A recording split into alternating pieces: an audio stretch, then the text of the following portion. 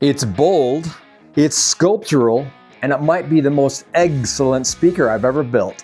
Today we're casting a concrete speaker in the shape of an egg, pairing a budget-friendly kit with a design that's anything but ordinary.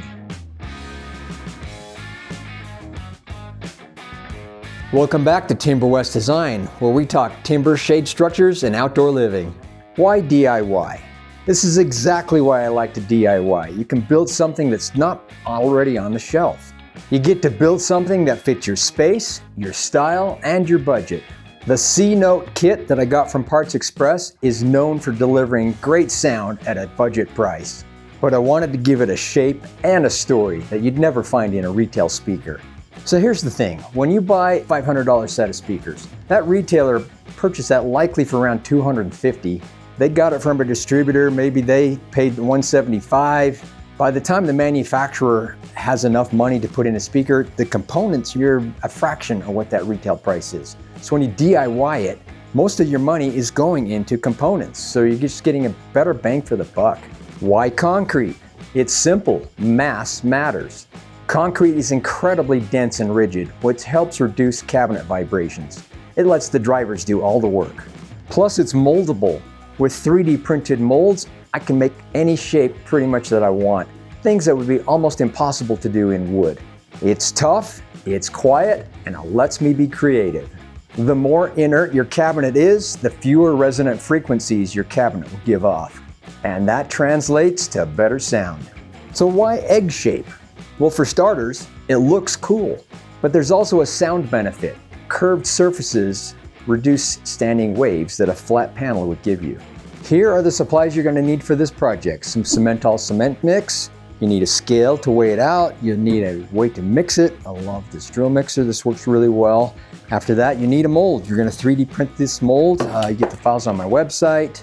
Then you're going to need the C-Note kit from Parts Express. I'll have a link for that as well, which is the woofer, the tweeter, crossover, the port tube, binding posts, everything you need that way. You need some foam, some acoustic dampening foam for the inside of that. You need some spot putty, some sandpaper, primer. If you like this finish, this is how I did it with this base color, with this flex stone, and with this clear top coat. That'll get you started. Here's the egg-shaped speaker I came up with.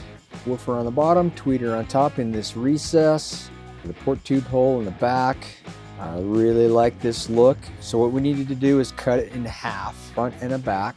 So we'll get to the back half. This is the mold for the back. It's in 4 pieces because that's what fits on my printer.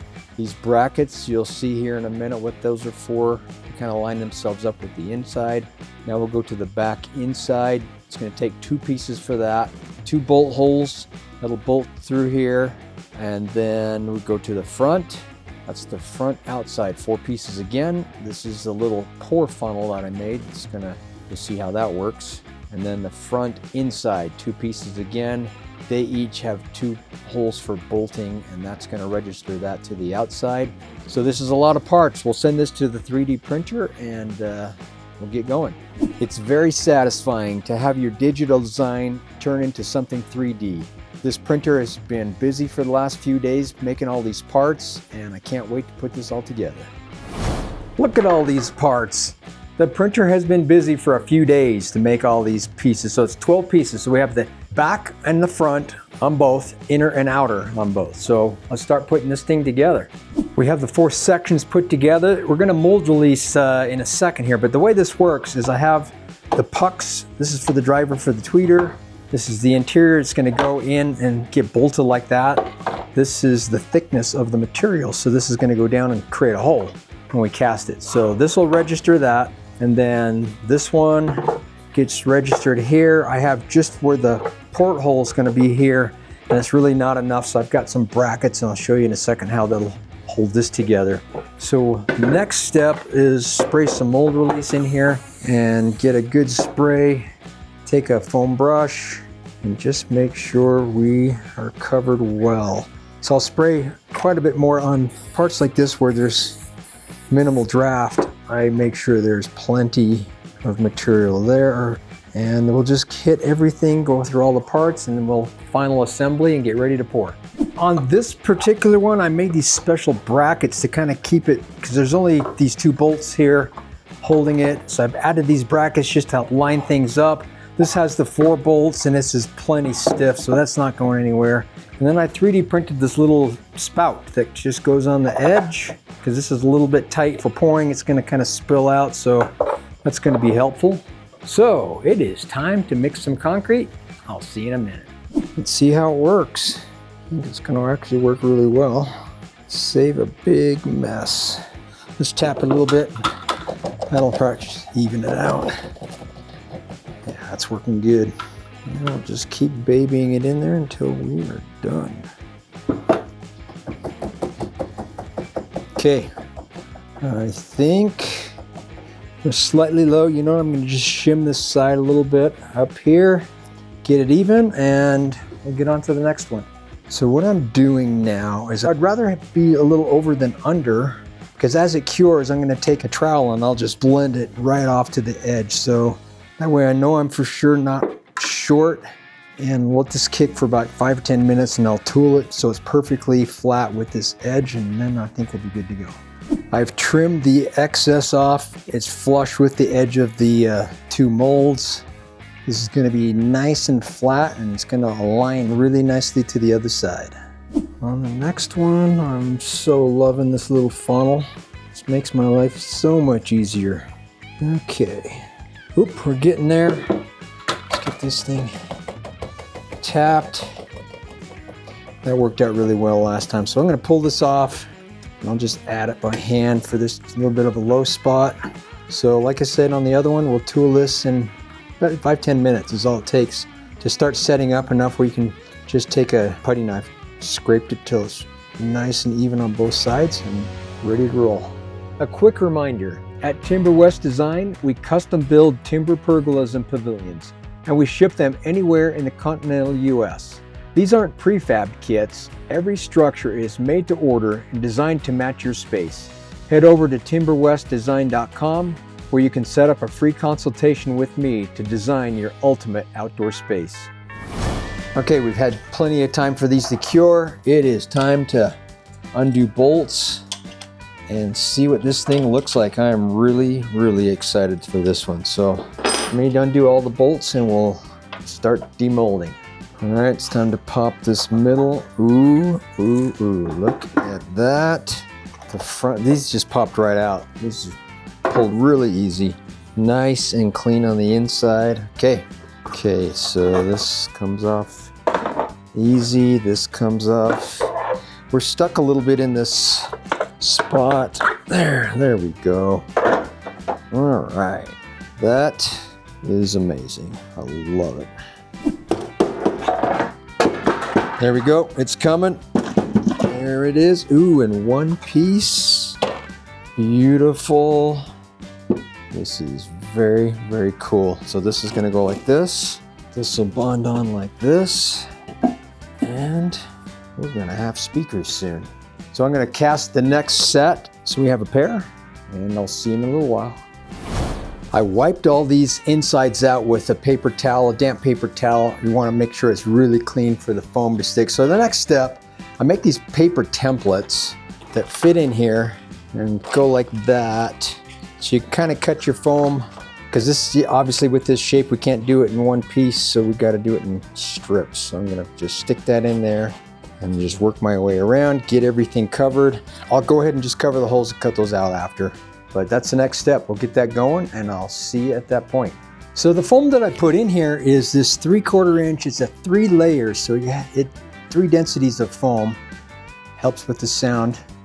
I've got that in all the cavities here. It is now time to glue these together. So we'll get the caulking gun ready.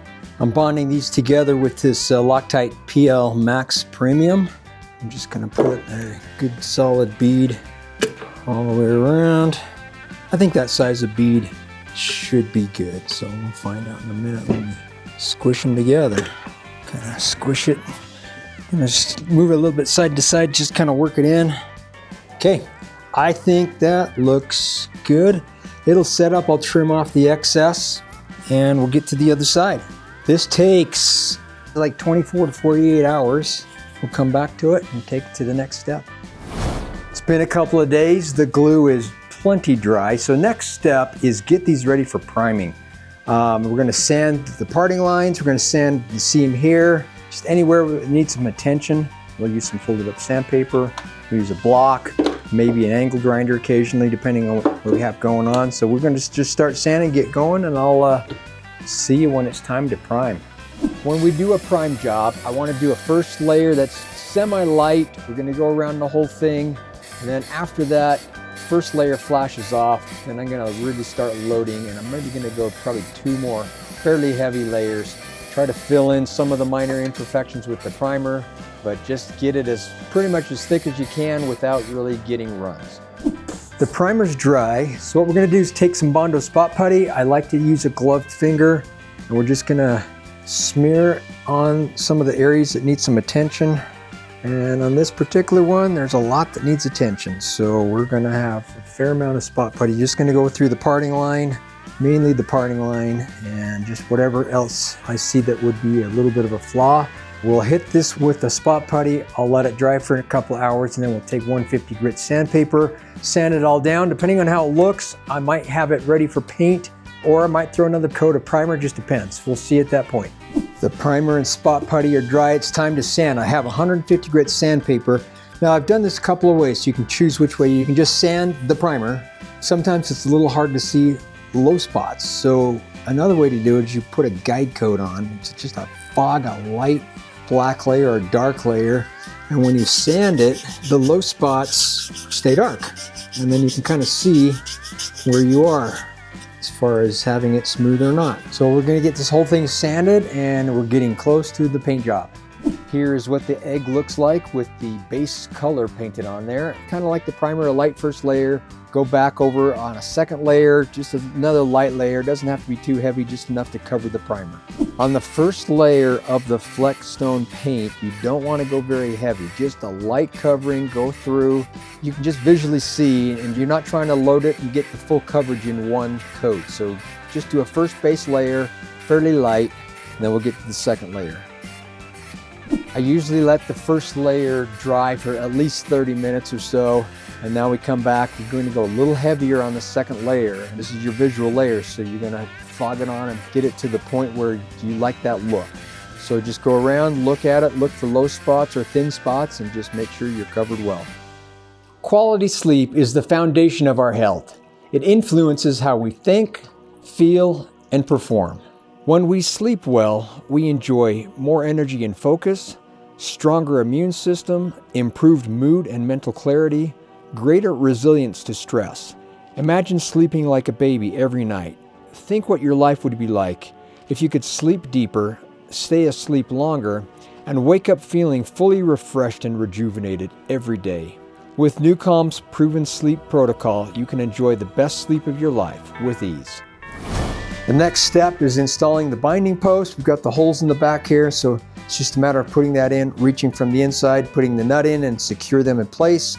We'll do that to both speakers, and once that is done, we'll be ready to install the crossover.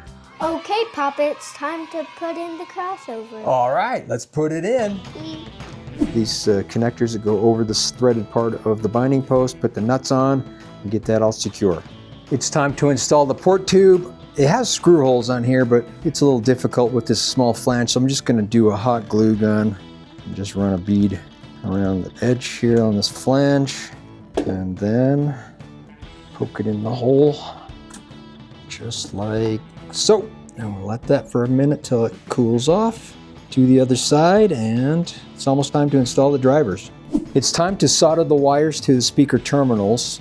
What you want to do is you want to tin the connectors, tin your wire first. If you want, there's a really good video I watched from my friend Danny at GR Research. I'll link his video on tinning and connecting that, but we're just going to come in here. It's a little tricky here, but come in here, heat it up, connect it all. Like soldering to all the connections, just more secure connection for better sound. And you are connected just like so. The connections are all soldered in. I got the gasket on the back of the driver. Put that in there. I'm gonna put this one in here. Turn it like this, and it is time to get some screws going here. we're gonna get these in and we'll get to that point. So I have a plastic insert here I'm screwing into with a coarse thread. You could also cast in a machine thread, and I'll probably do that on the next one where that's already in place. Then you have machine screws for mounting. But in this one, we're plastic with coarse threads. They still look good, they hold good. It'll be just fine. So either way works. Let's talk about the paint job. So on top of the primer, if you're going to use the Flexstone paint, you need a base color. The base color drastically affects how this looks. And this particular one, I did this color for the base, then I did a light coat of this, and then a heavier coat on top of that to kind of fill it in. And then once it's pretty dry, I clear coated it. I like that sheen. With this alone, it's a little bit of a flat look, which is fine, looks great. But if you want a little bit of a sheen, then I added that, which I love the look. I think it looks super good. So that's how we do the paint job. I know you're all wondering, how does this actually sound? Let me talk about this. So I record these videos with a DJI mic that's designed for voice, not high fidelity audio. It gets compressed into a YouTube file, and then you're listening to it on whatever speakers. It could be your phone, tablet, whatever. You are not actually hearing what I'm hearing when I listen to these. So you're gonna have to trust me. These sound amazing. I have these on my desk. They sound so good. I'm very, very pleased with these. So in the end, this build took a budget-friendly parts kit and turned it into a high design build. It's sculptural, it's solid, and yeah, I think it turned out pretty excellent. If you're thinking about building these cool speakers yourself, I have the 3D printed files on my website. Just go to timberwestdesign.com and look for Egg Speaker, and you can download the files. I also do custom projects for clients. I have a client right now, I'm working on an outdoor sound system that's gonna be amazing. We'll put that on a video in the near future.